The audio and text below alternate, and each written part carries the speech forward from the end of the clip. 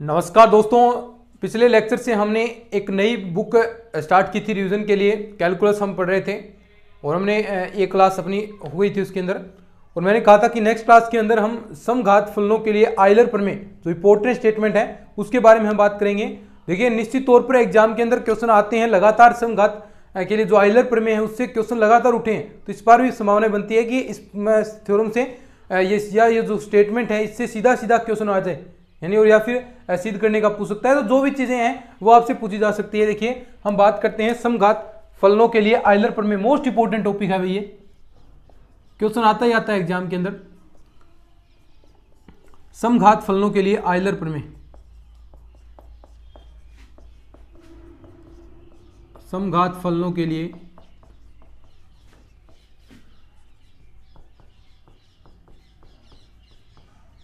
Euler प्रमेय।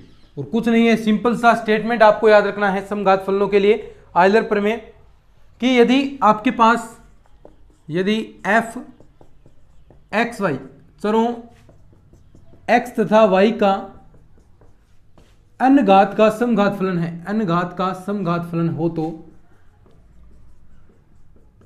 समघात फलन हो तो क्या होगा कि अन्य घात का समघात फलन हो तो देखिए x del z upon del x, ये z बराबर मान लीजिए पूरा फंक्शन, या फिर आप f बराबर मान सकते हैं, एक ही बात है, यानी x del f upon del x, y del f upon del y बराबर nf। देखिए, ये बस आयलर प्रमेय का स्टेटमेंट है, यानी सीधा सीधा क्वेश्चन आपको समझ में आ जाएगा जब मैं कराऊंगा कि x के सापेक्ष आंशिक अवकलन और x का गुणा हो जाए प्लस का y के सापेक्ष आंशिक अवकलन और y का गुणा बराबर nf पूरा फंक्शन, और n का मतलब जो आप इस रूप में बनाएंगे। मैंने पहले भी आपको बताया था कि जो फंक्शन है आपको इस रूप में बनाना है। कैसे? x की पावर n कॉमन लेना है, f y अपॉन x इस फॉर्म में आपको कन्वर्ट करना है। तो यहाँ पर जो मैक्सिमम मान होगा n का, वही ये n कहता है कि जितना मैक्सिमम कॉमन आएगा। अब देखिए, ऐसे सीधे देखते नहीं पता चलेगा, कई बार x क्यूब देगा तो आप देखते ही सोचोगे x क्यूब है, ऐसा नहीं होगा।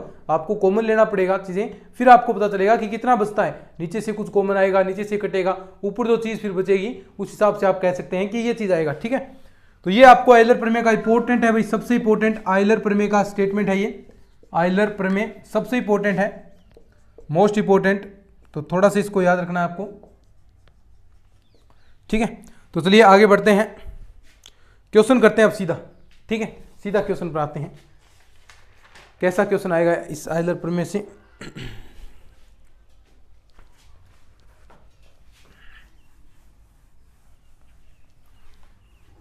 आयलर प्रमेय से क्वेश्चन देखिएगा किस प्रकार पूछे जाते हैं।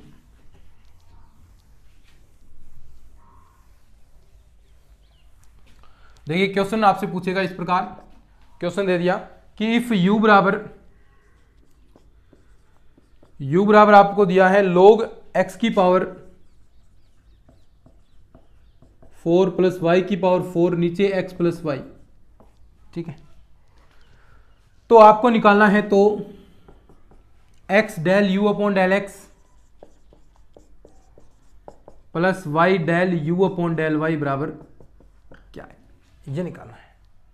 तो सबसे पहले आपको ये चीजें याद करनी पड़ेंगी, एक एक चीज आप निकालेंगे आयलर प्रमेय से। वही देखिए, आयलर प्रमेय का स्टेटमेंट लगाना है आपको। तो देखिए, सबसे पहले समघात फलन है क्या? बिल्कुल है, तो आयलर प्रमेय इसके अंदर लग सकता है। तो चूंकि आप लगा सकते हैं, चूंकि आयलर प्रमेय यही तो होती है, चूंकि आयलर प्रमेय क्या होती है, x del u upon del x plus y del u upon del y बराबर क्या होगा, nu।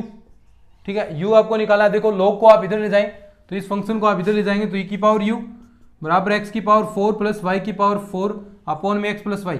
अब देखो, काम क्या करना होता है, यहाँ से मैक्सिमम जो x की पावर है वो कॉमन लेनी होती है, तो कॉमन लेंगे। x की पावर 4 मैंने कॉमन ले लिया, 1 प्लस वाई अपॉन एक्स की पावर 4 नीचे 1 प्लस वाई अपॉन एक्स। ठीक है, इस फॉर्म में बन गया, नीचे x है तो यहां से कैंसिल, x की पावर 3। अब देखो, यहां पर ध्यान से देखेंगे तो आपके पास n का मान कितना है, देखो 3 है, n का मान 3 है। और आप देखिए, अब अलग अलग आप अवकलन कर सकते हैं ऐसे, यानी सबसे पहले आप e की पावर u आपने लिया है, तो यानी आप आयलर प्रमेय से ये चीजें लगा लीजिए। ठीक है, देखिए आयलर प्रमेय से e की पावर डेल u की जगह ये पूरा e की पावर u है, तो आप देखेंगे x del u upon del x करेंगे तो यानी e की पावर u का e की पावर u ही आएगा। देखो, e की पावर u का u की पावर u ही, और यहाँ पर u का कितना आएगा, del u upon del x।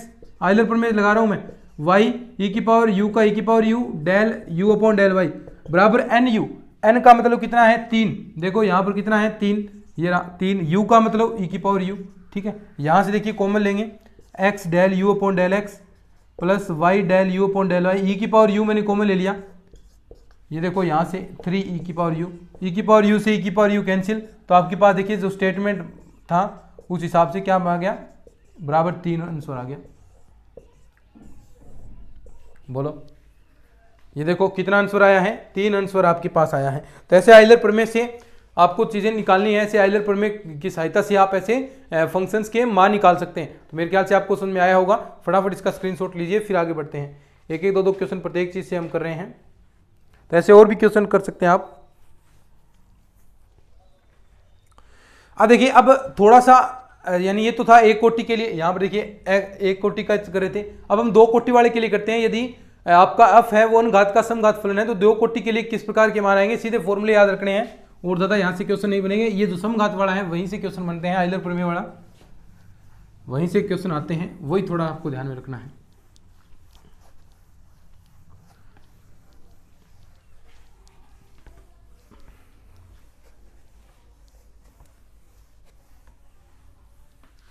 ठीक है, कि यदि f है, यदि f n घात का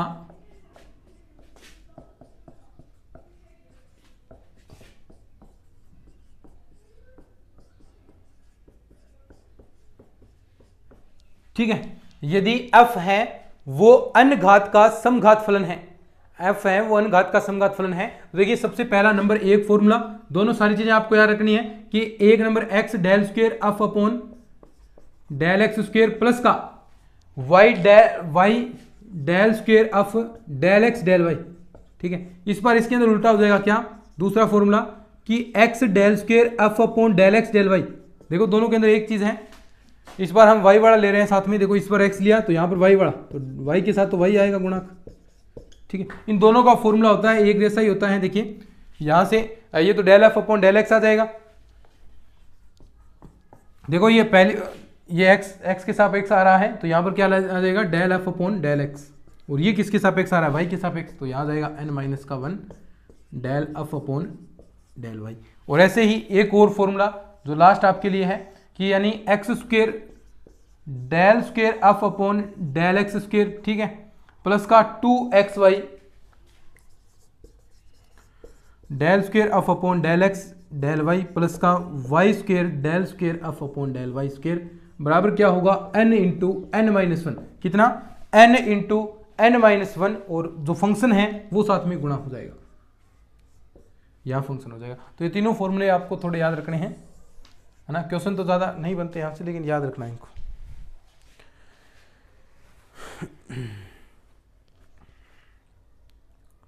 ठीक है, अब देखिए आपको आगे हम बात करते हैं, इसके बाद क्वेश्चन देखते हैं एक अपन।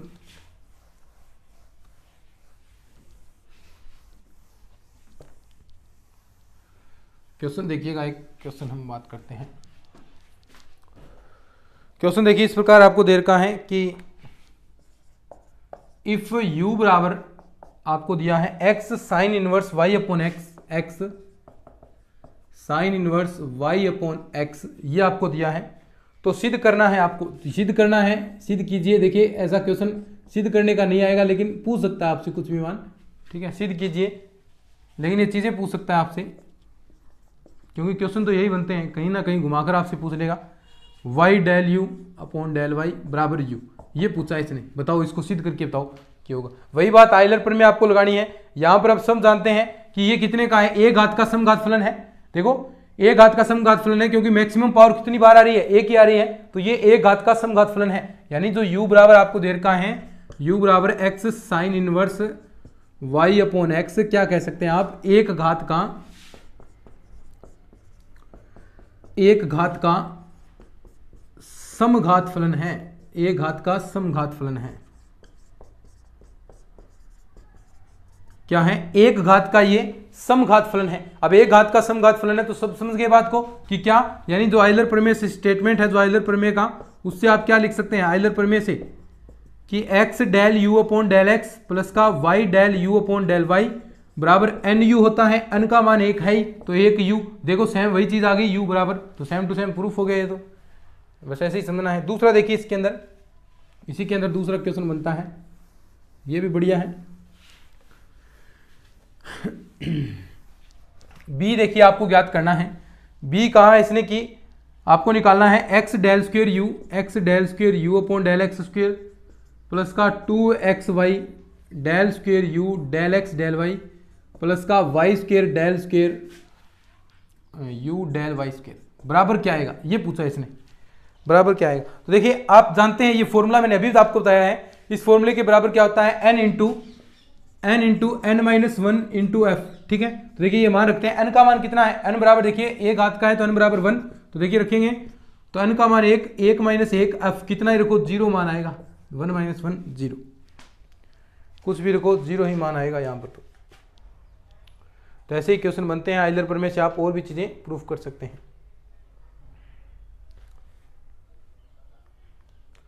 देखिए आगे आता है संयुक्त फलन, संयुक्त फलनों का अवकलज भी आएगा। सीधा फॉर्मूला याद रखना है, संयुक्त फलन कंपोजिट फंक्शन। देखिए सिंपल सी बात है, क्या कि कंपोजिट फंक्शन क्या होता है, संयुक्त फलन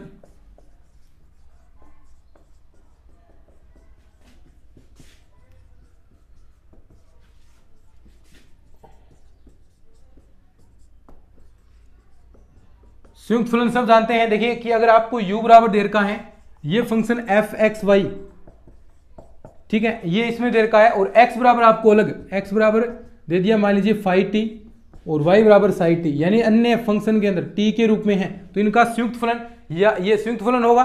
सीधी सी बात है, ये फलन आपका x y है वो संयुक्त फलन कहलाएगा, किसका, x और t का x y। देखिए ये u है, ये x y और t का संयुक्त फलन है, सीधी सी बात है। अब इसका अवकलन पूछेंगे, संयुक्त फलन का अवकलज, फॉर्मूला याद रखना है और कुछ नहीं है, और तो कुछ है नहीं इसके अंदर, संयुक्त फलन का अवकलज और कुछ नहीं। संयुक्त फलन का अवकलज कैसे करेंगे, देखो हम निकालते हैं कि del u upon del x, देखो इसका आपको अवकलन करना है, du बाई डी टी निकालना है। देखिए du बाई डी टी, तो कैसे निकालेंगे आप du बाई डी टी, देखो ध्यान से, पहले तो इसका जो x दिया है आपको, ये u है, पहले तो x के सापेक्ष करेंगे, क्योंकि सबसे पहले जो फंक्शन दे रखा है उसी हिसाब से, पहले तो x के सापेक्ष del u upon del x, फिर जो x दिया है x का t के सापेक्ष dx बाई डी टी, ऐसे प्लस का डेल u अपॉन पहले y के सापेक्ष फिर dy बाई डी टी, ये तो आंशिक अवकलन हो रहा है, यहां पर ये संपूर्ण अवकलन हो रहा है, तो ये आपका आएगा संयुक्त फलन का अवकलज। सब जानते हैं कि पहले तो देखो संयुक्त फलन है, तो पहले तो u का हम जो फंक्शन दे रखा है x के सापेक्ष किया, फिर जो आपको दिया है ये x उसका हम t के सापेक्ष करेंगे, dx बाई डी टी करेंगे, और यहाँ से del u upon del y और dy बाई डी टी हम करेंगे, ठीक है, समझे बात। अब देखिए क्वेश्चन करेंगे, ऐसे ही आप चरों का परिवर्तन कर सकते हैं इनके अंदर। तो देखिए क्वेश्चन करेंगे हम, लेकिन उससे पहले एक चीज मैंने आपको, जब लिमिट वाला हमने बात अवकलन हमने किया था, तो उसके अंदर अस्पष्ट फलनों का अवकलज मैंने आपको करना सिखाया था।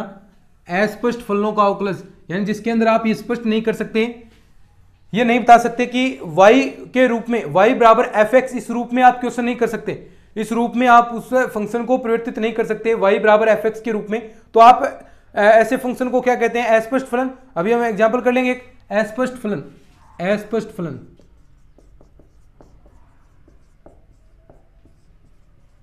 अस्पष्ट फलन, अस्पष्ट फलनों का अवकलज, यानी यहां पर अस्पष्ट फलनों का अवकलज कैसे करेंगे। देखिए सीधा सा आपको पता ही है, dy बाई डी एक्स, मैंने आपको पहले बताया था कि ऊपर इसका x के सापेक्ष आंशिक अवकलन माइनस का फॉर्मूला देगा, नीचे y के सापेक्ष, बस ये मैंने पहले भी आपको बताया था। हमने जब ये अवकलन किया था उसके अंदर मैंने फॉर्मूला बताया था, ये अस्पष्ट फलन का अवकलज कैसे करेंगे, ऊपर तो x के सापेक्ष आंशिक अवकलन कर दो और नीचे y के सापेक्ष और चिन्ह लगा दो माइनस का, तो ये अस्पष्ट फलन का अवकलज हो जाएगा। जैसे एक क्वेश्चन करते हैं अपन,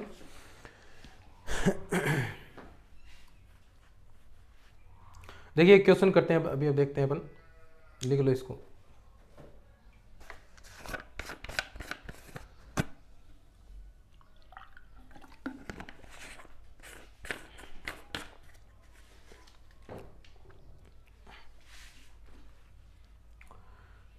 लिख लिया क्या, चलिए आगे बढ़ते हैं, फिर क्वेश्चन करते हैं।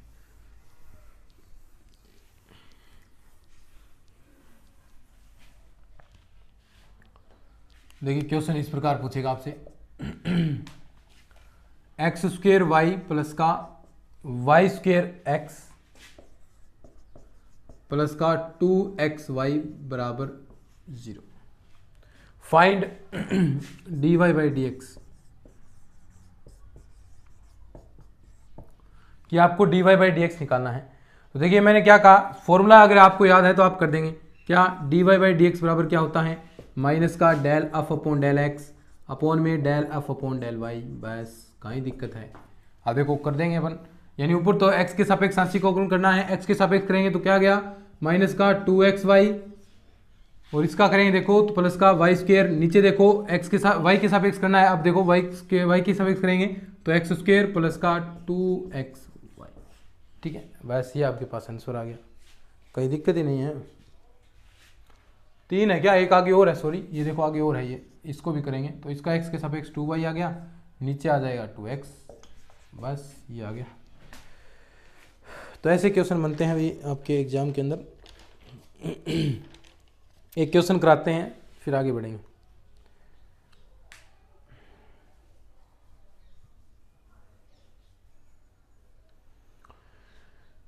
लिख लिया क्या इसको, आगे बढ़ते हैं। और ये पूरा हो जाएगा अब आपका ये संयुक्त फलन वाला।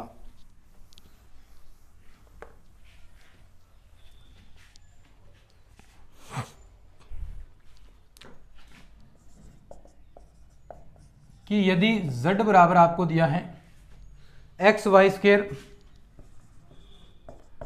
प्लस का एक्स स्क्वेयर वाई,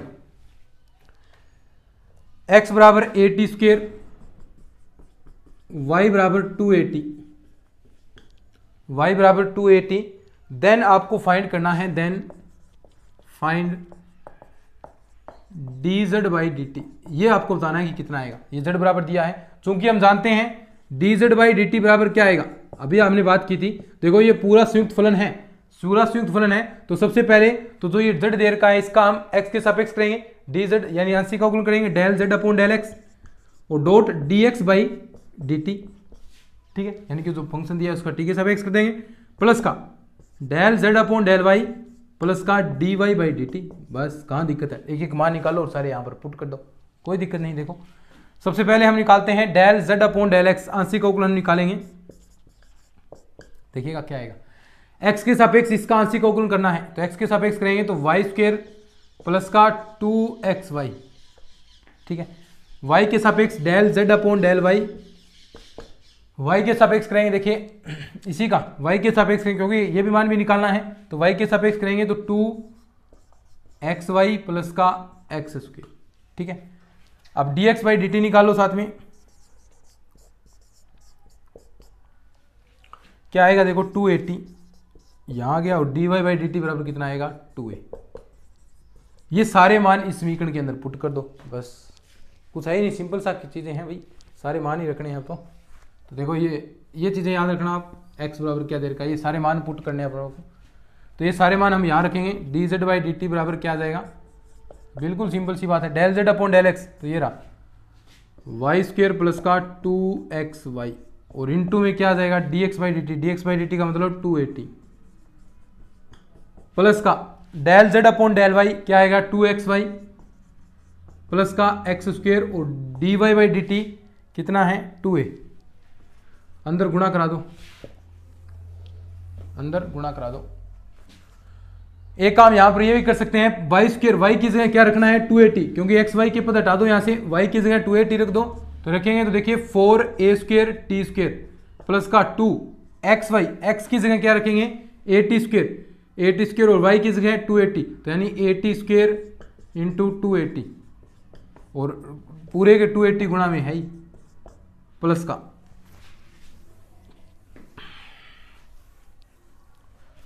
प्लस, देखिए क्या आएगा 2xy 2a T square, Y की जगह 280 प्लस एक्स स्क्वेयर क्या हो जाएगा a स्क्वेयर टी की पावर 4 और 2a गुणा में है। अब देखो सभी का अंदर हम गुणा कराएंगे, तो 4 2 8 a क्यूब टी क्यूब, ठीक है, प्लस का ये 4 a स्क्वेयर टी क्यूब, बोलो साथ में वो है ये इंटू में, ये भी हम साथ में ही सोल्व कर लेते हैं इसको। यहाँ भी क्या बन जाएगा, 2 2 4, ये 8 हो गया, और 8 a क्यूब t की पावर 4, ठीक है, प्लस का 2a, यानी ये हो गया 4a स्क्वायर टी स्क्वायर, और साथ में ये रहा 8 a cube T cube. 8 a cube T cube आएगा ना, देखो यहाँ से ये भी 8 a क्यूब टी क्यूब आ जाएगा, 8 a क्यूब टी क्यूब। ये हो गया 2 a क्यूब टी की पावर 4, 2 a क्यूब टी की पावर 4। यहाँ से देखिए तो चीज़ें कॉमन आ रही हैं, वो चीज़ें आप कॉमन ले लीजिए। यहाँ से मैं कॉमन ले लेता हूँ 2 a क्यूब टी क्यूब, ये कॉमन आया आपका, तो यहाँ देखिए क्या बनेगा 2 a क्यूब टी क्यूब, तो यहाँ से आपके पास बना है 4, ठीक है, 4 प्लस का 4 a क्यूब टी क्यूब लिया है ना हमने, 4, और यहाँ से देखिए क्या बनेगा, ये भी 4 और ये 4t, ठीक है, 4 प्लस 4t, और यहाँ क्या बचेगा आपके पास, ये सेम आई गया, यहाँ भी 4 बच गया, यहाँ तो कुछ बचेगा नहीं, 1 बचेगा प्लस का, 1 t बचेगा, सॉरी प्लस का t, तो यहाँ से क्या आ गया 2 a cube T cube, 8 plus का 5t, ये आपका आंसर आ गया, ये आपके पास आंसर आ गया। अब देखिए अस्पष्ट फलन का द्वितीय अवकलज, ये सीधा फॉर्मूला याद रखना है, अस्पष्ट फलन का द्वितीय अवकलज सीधा फॉर्मूला है और कुछ नहीं इसके अंदर, ये याद रख लेना बस।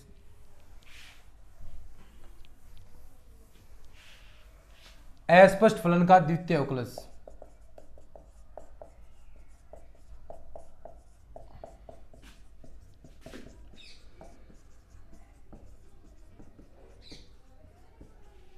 अस्पष्ट फलन का द्वितीय अवकलज, द्वितीय अवकलज देखिए वही d square y upon d x square क्या आएगा आपके पास, माइनस का क्यू स्क्वायर आर माइनस का 2p QS प्लस का p स्क्वायर टी अपॉन में क्यू क्यूब, ठीक है।